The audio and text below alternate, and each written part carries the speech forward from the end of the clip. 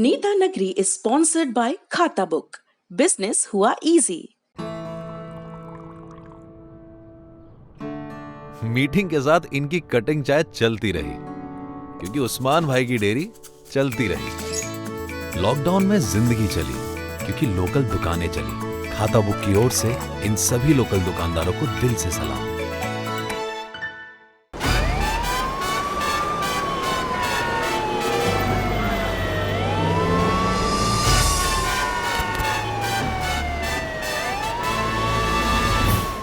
Fiction की दुनिया में भी ये भारत और चाइना का एंगल, वायरस का एंगल आ गया है। मैं देख रहा था पिछले दिनों एक ओटीटी प्लेटफॉर्म है ZEE5, उसकी सीरीज आ रही है लंदन कॉन्फिडेंशियल। इनफैक्ट आज 18 सितंबर है, आज ही के दिन वो रिलीज हुई है। और उसका भी प्लॉट ये है कि ये जो एक कॉन्स्पिरेसी थ्योरी लगातार चल रही है कि WHO को पता था या नहीं पता था, लेकिन वुहान की लैब में कोरोना वायरस बना है। पिछले दिनों एक साइंटिस्ट का भी स्टेटमेंट आया था। तो वैसा ही एक प्लॉट उन्होंने डेवलप कर दिया है। बड़े मशहूर क्राइम रिपोर्टर रहे हैं आपके मुंबई से एस हुसैन जैदी साहब। उनकी गढ़ी हुई ये कहानी है कि एक हमारा रॉ का एजेंट है लंदन में, और उसको पता चल जाता है कि चीन ने एक और नया वायरस बना लिया है, जिसको इस बार वो भारत और चीन के बॉर्डर पर रिलीज करने वाले हैं। और जब हमारे रॉ एजेंट को ये पता चल जाता है तो उसका कत्ल हो जाता है, क्योंकि इंडियन एम्बेसी में एक मोल है, एक भेदिया है, गुप्तचर है, देशद्रोही है। और उसके बाद यहाँ के कुछ एजेंट जाते हैं और पूरा घर पकड़ वो शुरू होती है। तो चाइना को सिर्फ जो सीरियस इंटरनेशनल प्लेटफॉर्म है वहां नहीं घेरा जा रहा है, जो फिक्शन की दुनिया है। मतलब मुझे बहुत अचरज नहीं होगा कि जेम्स बॉन्ड फिल्म की अगली सीरीज में भी जो विलेन है वो रशिया और नॉर्थ कोरिया की जगह अब चाइना का हो जाएगा। नहीं, बिल्कुल आपने बहुत ही अच्छी बातें कही है। और मैं ये ZEE5 का जो ट्रेलर है लंदन कॉन्फिडेंशियल का, वो भी देख रहा था। मुझे दो तीन चीजें इमीडिएटली स्ट्राइक आउट होती है। एक तो एक महिला है जो सेंटर पे एक तरह से है, मोनी रॉय। वो एक तरह से जो पूरे स्पाई थ्रिलर में नॉर्मली आप देखते हैं कि जेम्स बॉन्ड के जमाने में कि मेल डोमिनेटेड हुआ करता था ये, लेकिन इस बार महिला को आपने एक प्रमुख किरदार की तरह लोगों के सामने रखा, तो एक नंबर ये। दूसरा, मैं उस जमाने से आता हूं क्योंकि आप मुझे वरिष्ठ कहते हैं, कोल्ड वॉर के जमाने में, जहां जब ये स्पाई थ्रिलर हुआ करते थे रूस और अमेरिका के बीच में हुआ करते थे ज्यादातर। अब क्या हुआ है, दुनिया बदल गई है। अब रूस और अमेरिका का जमाना छोड़ दीजिए, अब भारत और चीन का जमाना आ गया है। हम 21वीं सदी के एक तरह से दो नए सुपर पावर बनना चाहते हैं, भारत चीन और अमेरिका चीन दोनों। हाँ, भारत। लेकिन कहीं ना कहीं इस ZEE5 के इस फिल्म में भारत और चीन के बीच में जिस तरह से, और जो आज लाइन ऑफ एक्चुअल कंट्रोल में हो रहा है उसको लेकर लोगों में काफी ये है, रुचि है देखने के लिए कि भारत और चीन के बीच में किस तरह की ये जो बैटल चल रहे हैं। और अगर आप उसे स्पाई थ्रिलर के जरिए लंदन का बैकड्रॉप दे दे, और लंदन भी मैं देख रहा हूँ आजकल कई सिनेमा में लंदन को एक तरह से बैकड्रॉप बनाया जाता है। ऐसा नहीं है, तो जेम्स बॉन्ड का शहर है लेकिन उसमें भारतीय स्पाइस है, भारत की जेम्स बॉन्ड पहुंच गए।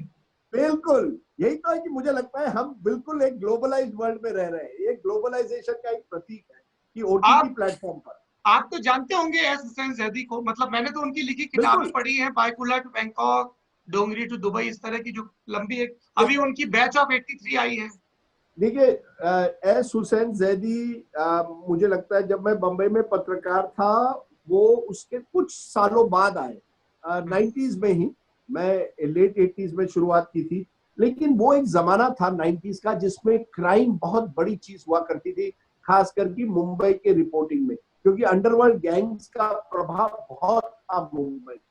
और हुसैन जैदी उनमें से है जिसने ब्लैक फ्राइडे की फिल्म की थी, जो बंबई में ब्लास्ट 93 में हो उस पर। और वहीं से लेकर जिस तरह से उन्होंने पूरे गैंग कल्चर के पर एक तरह से अपनी एक जॉनर बनाई है राइटिंग की, मैं उनकी कदर करता हूं कि एक व्यक्ति ने कोशिश की है कि क्राइम नॉन फिक्शन को एक तरह से एक प्राथमिकता दे, और आप क्राइम फिक्शन में आ गए हैं। ये क्राइम नॉन फिक्शन से अब क्राइम फिक्शन, और वो भी स्पाई थ्रिलर की तरह। Well done, good. आपने अपनी जाती हुई जवानी के दिनों में हिप हिप हुर्रे देखा था क्या? जाती हुई नहीं, हिप हिप हुर्रे नहीं सर। अच्छा, it was a school drama. तो उसमें एक एक्टर हुआ करते थे पूरब कोहली, वो भी इसमें है। चलिए, अच्छा। अब पब्लिक कहेगी कि ये नेता नगरी में शुरू में ही टीवी डिस्कस कर रहे हैं। अब हम लोग नहीं, फिक्शन से फैक्ट की तरफ आते हैं और बात करते हैं भारत और चीन के बीच जो सीमा को लेकर आजकल विवाद टीवी चल रहा में है। फैक्ट और फिक्शन दोनों एक साथ हो गए मेरे दोस्त, यही तो इसीलिए मुसीबत है। राजदीप जी, फैक्ट क्या है, फिक्शन क्या है? राजदीप जी, इसीलिए डिजिटल की जिम्मेदारी बढ़ जाती है। हमें अपना भी काम करना है बिल्कुल और टीवी का भी काम करना है। तो ये बिल्कुल। लंदन कॉन्फिडेंशियल से आप चलते हैं, भारत और चाइना के बीच जो कॉन्फिडेंशियल बातचीत है, नॉन कॉन्फिडेंशियल बातचीत है और जो कॉन्फिडेंस बिल्डिंग की बातचीत है उस पर, और इस बातचीत पर हमारे साथ जुड़ेंगे इंडिया टुडे के वरिष्ठ पत्रकार और डिफेंस सेक्टर को दशकों से कवर करने वाले संदीप उन्नीथन। तो पहला मसला है भारत और चीन का मसला, जो कई महीनों से लगातार चल रहा है। संदीप उन्नीथन जी, आप इतने दशकों से मिलिट्री अफेयर्स कवर कर रहे हैं। मेरा पहला सवाल तो ये है, देश की जनता जानना चाहती है, जो अति कॉन्फिडेंशियल मसले हैं उनको छोड़ दें अगर, तो फिलहाल जो हमारा ईस्टर्न फ्रंट है उस पर स्थिति क्या है, चाहे वो लद्दाख का फ्रंट हो, चाहे अरुणाचल का या दूसरा, मौजूदा ग्राउंड रियलिटी क्या है? Saurabh, thank you very much. पहली बात ये है, स्थिति तो आप जानते ही हैं, बहुत तनावपूर्ण है। और खासकर अगस्त 29 के इवेंट्स के बाद, जब भारत की सेनाएं थोड़ा आगे बढ़े हैं एलएसी पर, कुछ हाइट्स ऑक्यूपाई किए हैं जिनको हमने ऑक्यूपाई नहीं किया 1962 के बाद। एक तरह से एक मिनी फॉरवर्ड पॉलिसी अपनाया है भारतीय फौज ने। और जैसे आपने देखा होगा कि हमारे रवैये में भी काफी सारा एक चेंज आ गया है, थोड़े से अग्रेसिव बन गए हैं हमारे पॉलिटिशियंस, खासकर डिफेंस मिनिस्टर, रक्षा मंत्री श्री राजनाथ सिंह जी। और स्थिति बॉर्डर पे बहुत तनावपूर्ण है, क्योंकि पहले जो गैप थी हमारे सेनाओं के बीच, वो अब बहुत कम हो गई है। खासकर इन एरियाज में, चुशुल, जहां पर चुशुल सेक्टर में, हाँ जी, सेक्टर, बिल्कुल चुशुल सब सेक्टर में बहुत तनावपूर्ण है, क्योंकि सेना जो है वहां के वो आमने सामने है, बिल्कुल आमने सामने है। 500 मीटर या 1 किलोमीटर का गैप है मेरे ख्याल से। कुछ जगहों में उनसे भी कम है, कुछ 100-200 मीटर तक की दूरी पे है। और जैसे कि आप जानते हैं, वो जून 15 गलवान इंसिडेंट के बाद सेना ने अपने रूल्स ऑफ एंगेजमेंट बदल दिए। हमें बताया गया कि उनको फायर करने की भी अनुमति है, अगर उनको लगता है कि उनको कोई खतरा है, उनको अगर कोई खतरा महसूस होता है तो वो फायर भी कर सकते हैं। और कुछ ही दिन पहले चीनी सेनाओं ने भी फायर किया था। ये भारतीय सेना कहती है कि उनके पोस्ट के तरफ वो आए और उनको डराने और धमकाने की कोशिश की, और गोलियां भी चलाई हवा में। और ये 45 साल के बाद पहली बार भारत चीन सेना पर गोलियां चली है। तो ये बहुत ही टेंस स्थिति है, तनावपूर्ण स्थिति है। कभी भी कुछ भी हो सकता है अगर कोई ब्रेक थ्रू न आए टॉक्स में। अच्छा, I will come to that, पर उससे पहले एक क्विक सवाल ये है कि ये बॉर्डर पे पंजाबी गाने बजाने का क्या एंगल है?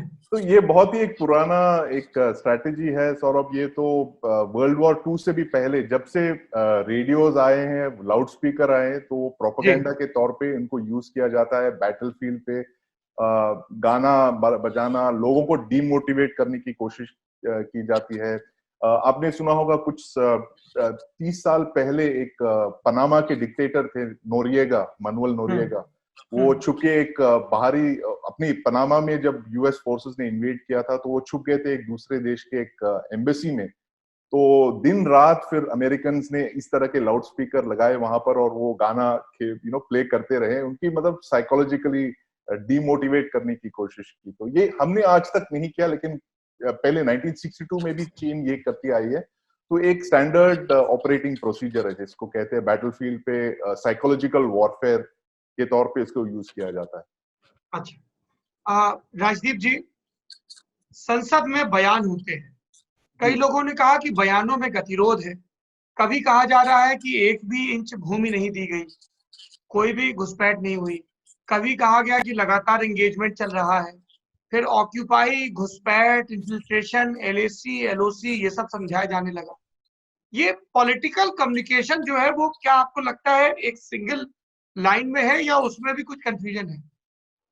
देखिए, मैं कई मेरे जो आलोचक है कहते हैं मैं सरकार की प्रशंसा नहीं करता जितनी करनी चाहिए। मैं इस बार प्रशंसा करना चाहता हूँ। मुझे लगता है राजनाथ सिंह जी ने दोनों लोकसभा और राज्यसभा में जो संदेश दिया काफी साफ था कि हमारे पास सभी विकल्प खुले हैं। हम आप पूरी तरह से तैयार हैं। हमने एक तरह से एक संदेश साफ दिया है चीन को, लेकिन हम चाहते हैं कि दोनों देशों के बीच अमन चैन हो। लेकिन अगर हमें कोई भी प्रयास करे हमारी जमीन में आने को, हम उनको जवाब देंगे। मुझे लगता है बड़े साफ सरल भाषा में राजनाथ सिंह जी ने कहा। पहले राजनाथ सिंह जी की काफी लोग हंसी मजाक उड़ाते थे कड़ी निंदा शब्द लेकर, लेकिन इस बार मुझे लगता है जो उन्होंने दोनों सदनों में रखा सही रखा। लेकिन प्रॉब्लम क्या हुआ, अप्रैल टू जून जिस तरह से था, सरकार बिल्कुल डिनायल मोड में थी। और प्रधानमंत्री ने भी जब ऑल पार्टी मीटिंग हुई उसके बाद जो कहा कि हमने एक इंच जमीन नहीं दी, ना कोई घुसा ना घुसने देंगे, वो एक ऐसे माहौल में हुआ जब गलवान में जो हुआ था वो जनता के सामने था। मुझे लगता है अप्रैल टू जून में सरकार ने गलती की कि डिनायल मोड में रहे।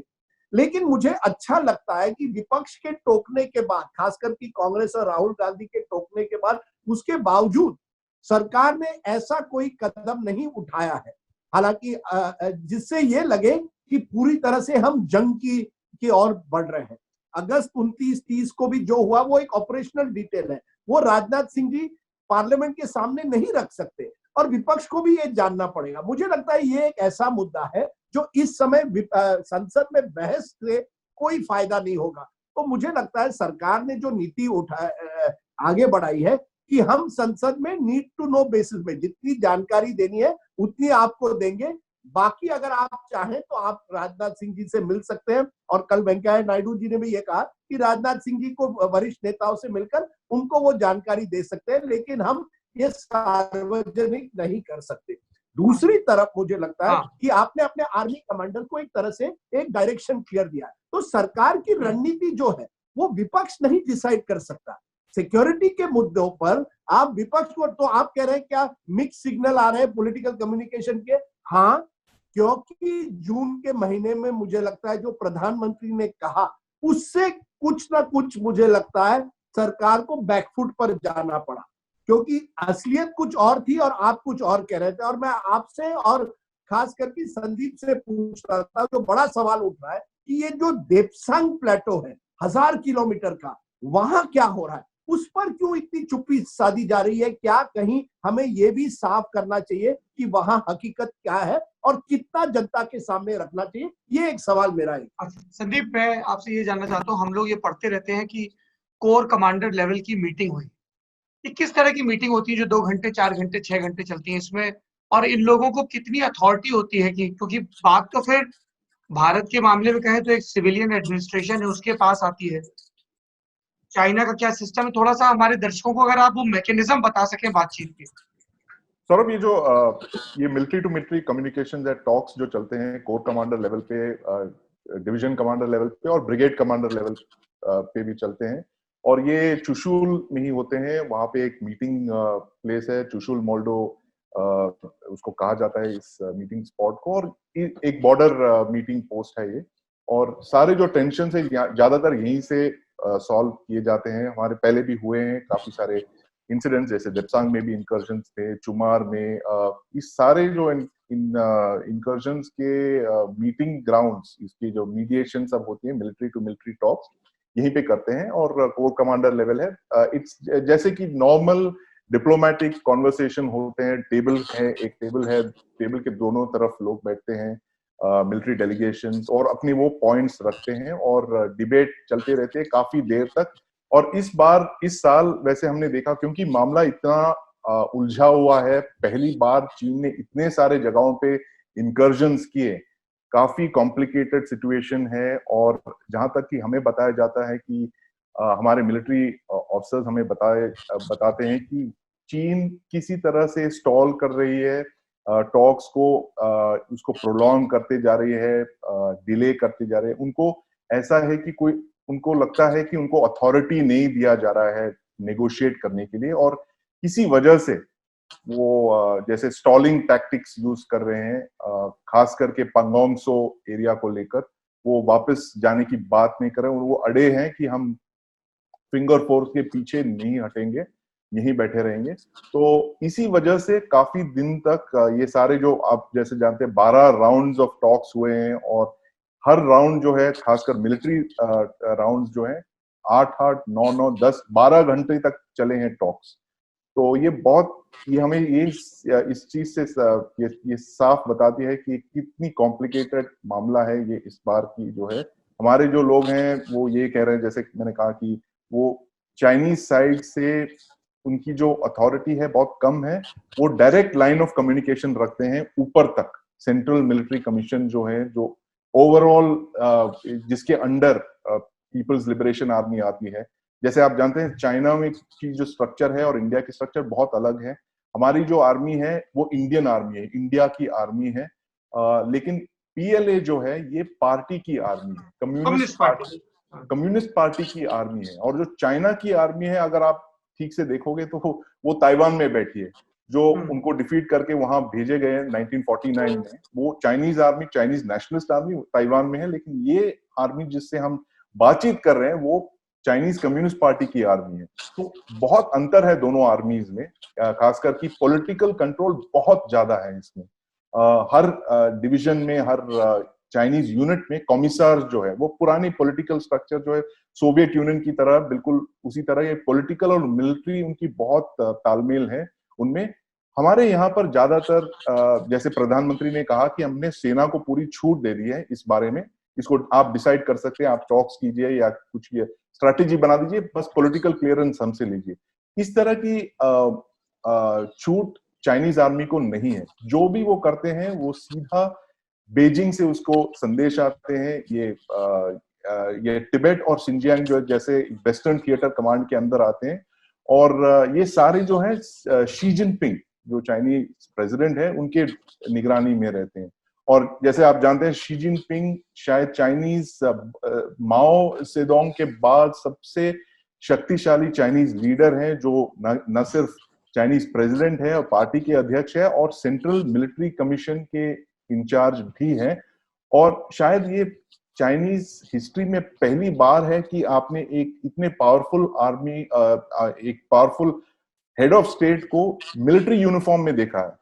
न सिर्फ एक बार, लेकिन लगातार आप उनको देखते आ रहे हैं। इसलिए मैं कहता हूं कि हमने शायद शी जिनपिंग को पढ़ने में गलती की, हमारी सरकार ने गलती की, हमारे पॉलिटिकल लीडर्स ने गलती की कि उनको लगा कि ये एक व्यक्ति है जिससे हम बात कर सकते हैं, बिजनेस कर सकते हैं, लेकिन उन्होंने उस मिलिट्री शी जिनपिंग को नहीं देखा जिसकी निगरानी में सारे जो हम बिजनेसमैन शी जिनपिंग को देखते रहे, और हमें लगा कि चूंकि हम इतना बड़ा मार्केट है तो ये हमसे बना के चलेंगे। पाकिस्तान के केस में बहुत ही क्लियर है, दो पावर सेंटर है वहां पर। एक पॉलिटिकल है, नवाज शरीफ, मैं कारगिल की बात कर रहा हूँ, नवाज शरीफ जो है पॉलिटिकल है, और मिलिट्री जो है परवेज मुशर्रफ के अंडर है। मिलिट्री सबसे पावरफुल है। हमें लगा काफी सालों तक कि हम पॉलिटिकल लीडरशिप से बात करके उनको शायद मिलिट्री लीडर्स को कंट्रोल करने में हमारी मदद कर सकते हैं। ये गलती तो पहली बार हुई कारगिल में 1999 में, जब उन्होंने अटैक किया लाहौर बस यात्रा के तुरंत बाद। और दूसरी गलती जब की हमने पठानकोट में, जब प्रधानमंत्री मोदी वहां गए नवाज शरीफ को मिलने, और ठीक कुछ दिन बाद पठानकोट का हमला हो गया इधर एयरबेस पर 2015 में। तो ये, लेकिन चाइना में ये दोनों स्ट्रक्चर्स है, ये दो मुखौटे हैं एक आदमी में, ये कंप्रेस्ड है। शी जिनपिंग जो मिलिट्री है, बिजनेस है, सारी जो ओवरऑल कंट्रोल है चाइना के, वो उनके हाथ में है। अच्छा, मेरा आखिरी सवाल आप दोनों से ये है कि रक्षा मंत्री भी कह रहे हैं कि हम बातचीत के जरिए मसला सुलझाना चाहते हैं, आर्मी की तरफ से भी हमें ये फीडबैक मिल रहा है कि चाइनीज आर्मी को ये मैसेज दिया जा रहा है पॉलिटिकल एस्टेब्लिशमेंट की तरफ से कि बातचीत खींचो, ये करो। इन सब के बीच जो हमारे देश के विदेश मंत्री हैं एस जयशंकर, वो भी शंघाई कॉरपोरेशन के परचम तले एक बातचीत करते हैं। उस बातचीत के क्या निहितार्थ है, राजदीप जी और संदीप जी? देखिए, उसके पहले एक बात मैं कह दूं कि शी जिनपिंग के साथ किसने स्पेशल रिलेशनशिप करने की कोशिश की थी। मैंने मोदी सरकार की आज प्रशंसा भी की है, लेकिन उसके साथ साथ एक सवाल तो उठाना पड़ेगा कि मोदी जी ने जो पर्सनल इन्वेस्टमेंट किया था अपनी रिलेशनशिप जी जिनपिंग के साथ, उसका क्या हुआ? आज क्या एक ऐसी स्थिति बनी है कि मोदी जी और जी जिनपिंग में कहीं इतने महीनों से कोई संपर्क एक तरह से नहीं हुआ। वहां से आते हैं, आज आप राजनाथ सिंह की बात कर रहे हैं, पार्लियामेंट में उन्हें एक तरह से सरकार की तरफ से बताना पड़ता है क्या हो रहा है। प्रधानमंत्री उस समय शामिल भी नहीं थे। अब आप जयशंकर जी के पास आइए, जयशंकर जी वहां एम्बेसडर भी रहे, उनकी काफी वहां एक्सपीरियंस भी रही है। वो जानते हैं कि चीन के साथ किस तरह से आपको बड़े सूझबूझ के साथ आगे बढ़ना पड़ता है। मुझे एक बड़ी अच्छी बात शिवशंकर मेनन जो हमारे पुराने एनएसए थे उन्होंने कहा, चीन के साथ चीन 2 कदम आगे उठता है, उसके बाद वो नेगोशिएशन के लिए तैयार होता है और 1 कदम पीछे चला जाता है। इसका मतलब क्या? मैं 1 कदम तो आगे तो चला गया, पहले तो 2 कदम आगे चला गया, उसके बाद 1 कदम पीछे चलता हूं। इसलिए मैंने सवाल पूछा देप्सांग के बारे में। अब इन सवालों पर ना जयशंकर जी बात कर रहे हैं, ना राजनाथ सिंह जी बात कर रहे हैं, प्रधानमंत्री की तो आप छोड़ ही दीजिए। मेरा ये कहना है कि आज की तारीख में अगर जयशंकर जी कहे कि मैंने वांग से बात की है, उस लेवल उस स्तर पर बात की है, वो जमीन पर कहां आ रही है? उसी वजह से, क्योंकि संदीप ने कहा असली पावर चीन में जी जिनपिंग के पास है। He is the power centre, कोई और नहीं है। पाकिस्तान में कम से कम टू सम एक्सटेंट आप कह सकते हैं 2 पावर सेंटर था, वहां एक ही है। अब यहां भी आप एक जानिए, there is really one major power centre. Yes, the army को आपने दिया, लेकिन Modi ji ultimately is your political leader. अब मैं ये सवाल पूछ रहा हूं बार बार कि आप जयशंकर जी छोड़िए, राजनाथ सिंह जी छोड़िए, कब हम देखेंगे dialogue at the highest level? और forget dialogue, a conversation, some kind of breakthrough. अगर आपने इतना इन्वेस्टमेंट किया है चीन में पर्सनल लेवल पर, पर्सनल डिप्लोमेसी के साथ, मामल्लापुरम हो, अहमदाबाद हो, झूले पर गए हो, why are you unable to invest that? I would like to know. मैं नहीं जानता, लेकिन कम से कम इस पर कहीं ना कहीं अगर विपक्ष सवाल पूछे तो वो वाजिब है। आप मिलिट्री ऑपरेशन पर नहीं पूछ सकते, पर इस पर पूछना चाहिए कि प्रधानमंत्री और जी जिनपिंग के बीच क्यों संपर्क नहीं हो पाया। ठीक बात। संदीप जी, ये जो डिप्लोमेटिक टॉक्स चल रहे हैं, इस पे मैं आपकी रिएक्शन जानना चाहूंगा। सौरभ, पिछले दिनों में मैंने एक्चुअली इंडियन सरकार की रणनीति में पढ़ रहा था कि खासकर कि अगस्त 29 के बाद आपने देखा होगा किस तरह से अब पहली बार 4 महीने हम चुप बैठे, कुछ हमारी कोई स्थिति मतलब कोई स्ट्रैटेजी दिख नहीं रही थी, लेकिन अब हमें चल के पिछले 2 हफ्ते में एक स्ट्रैटेजी दिखने में आ रही जो कि मैं समझता हूं कि जिसमें जयशंकर जी जो फॉरेन मिनिस्टर है वो गुड कॉप हैं, राजनाथ जी जो हमारे रक्षा मंत्री हैं वो बैड कॉप है। तो ये गुड कॉप बैड कॉप का आप खेल देखते जाओगे। जो जयशंकर है वो कहेंगे कि देखिए टॉक्स है, मामला ऐसा है, हमें बातचीत से ही सुलझानी चाहिए ये जो समस्या है। राजनाथ जी जो है मिलिट्री ऑप्शन की बात करेंगे, और जैसे आपने देखा कुछ दिन पहले बहुत ही एक पावरफुल स्टेटमेंट उन्होंने किया था पार्लियामेंट में, उनकी प्रशंसा करना चाहता हूँ। राजनीत जी ने भी कहा ये कि इतनी पहली बार इस सरकार से हमने इस तरह की जो बातें सुनने को आया कि पहली बार किसी ने चाइना का नाम लेके उनको नेम किया है कि उन्होंने ये ट्रीटीज की उल्लंघन किए हैं, और उन्हें बहुत ही स्पष्ट तरह से उन्होंने कहा कि कैसे उन्होंने हमारे एक तरह से हमको धोखा दिया है, जबकि इतने सारे कॉन्फिडेंस बिल्डिंग मेजर्स थे। आपने इतने ट्रीटीज पे साइन किया, 1993 की ट्रीटी है, 1996 की military to military confidence building measures है, इन सबको आपने एक ओवरनाइट आपने इनको रद्द किया। इतने 2 डिविजन्स आपने मूव कर दिए, और ये जो डिविजन्स उन्होंने मूव किए ये कोई जंग करने की बात नहीं है। इनको मूव किया है जैसे हमको अभी समझ में आ रहा है, एक तरह से चाइनीज एक्यूप्रेशर कहा जाता है इसको, कि उन्होंने हमको प्रेशराइज करने के लिए सिर्फ उसको मूव किया, क्योंकि 2 डिवीजन से आप कुछ नहीं कर सकते हो। लद्दाख सेक्टर में बहुत ही एक मुश्किल जगह है। अगर आपको वाकई कोई मिलिट्री ऑपरेशन लॉन्च करनी हो तो आपको 6 या 8 डिविजन्स की जरूरत पड़ेगी, क्योंकि इंडियन आर्मी कहती है कि हम 1962 की आर्मी नहीं है, हमने काफी सारे इन्वेस्टमेंट्स किए हैं डिफेंस में। और एयरफोर्स को जैसे आपने देखा होगा पहली इंडियन एयरफोर्स वहां पहुंच गई बैटल स्पेस में, कि बताने के लिए कि देखिए इस बार हम एयरफोर्स को नहीं उनके हाथ बांध के नहीं रखेंगे। तो इस तरह से पिछले कुछ 2 हफ्तों में हमने एक नई तरह की रणनीति देखने को आ रहा है, हमारे सामने आ रहा है। और मैं समझता हूँ कि ये एक तरह से अगर आप इंडिया को हाथी के तौर पे देखा जाएगा, अगर एलिफेंट के तौर पे, तो कहना चाहता हूँ कि भारतीय हाथी जो है पहली बार जाग गया है और अब वो मूव करने लगा है। चलिए, that's a very interesting metaphor.